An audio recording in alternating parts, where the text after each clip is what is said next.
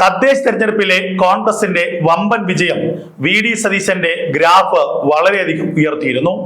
ഒരു ഘട്ടത്തിൽ കേരളത്തിലെ കോൺഗ്രസ് നേതാക്കന്മാർ ഒറ്റപ്പെടുത്തിയിരുന്ന സാഹചര്യത്തിൽ നിന്ന് വി.ഡി. സതീശൻ കേരളത്തിലെ ഏറ്റവും തലയെടുപ്പുള്ള ഒരു രാഷ്ട്രീയ നേതാവായി, കോൺഗ്രസ് നേതാവായി മാറിയത് ഒരൊറ്റ തദ്ദേശ തെരഞ്ഞെടുപ്പ് കൊണ്ടാണ്.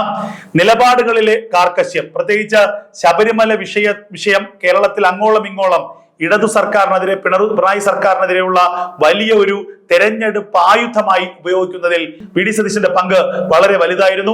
അതുകൊണ്ട് തന്നെ ഈ തെരഞ്ഞെടുപ്പിന്റെ പ്രചരണ രംഗത്ത് വി.ഡി. സതീശന്റെ സാന്നിധ്യം വളരെയധികം തെരഞ്ഞെടുപ്പ് വിജയത്തിന് ഗുണമുണ്ടായി.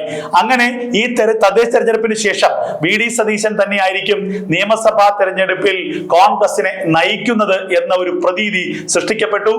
മുഖ്യമന്ത്രി കസേരയിലേക്ക് അധികാരം കിട്ടുകയാണെങ്കിൽ മുഖ്യമന്ത്രി കസേരയിലേക്ക് രണ്ടാമതൊരാളെ കുറിച്ച് ചിന്തിക്കേണ്ട സാഹചര്യം ഇല്ല എന്ന് വരെ വന്നു. അവിടെയാണ് കേരളത്തിലെ കോൺഗ്രസിലെ ചില ആളുകൾ ചില കളികൾ, ചില തന്ത്രങ്ങൾ കളിച്ചത്.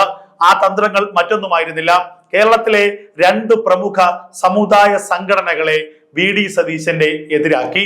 പ്രത്യേകിച്ച് NSSന്റെ ജനറൽ സെക്രട്ടറി സുകുമാരൻ നായരെ കൊണ്ട് പരസ്യമായി വി.ഡി. സതീശനെതിരെ വെല്ലുവിളി നടത്തുന്നതിനും വി.ഡി. സതീശനെ പരസ്യമായി ആക്ഷേപിക്കുന്നതിനുമുള്ള സാഹചര്യങ്ങൾ തന്നെയാണ് ഒരുങ്ങിയത്.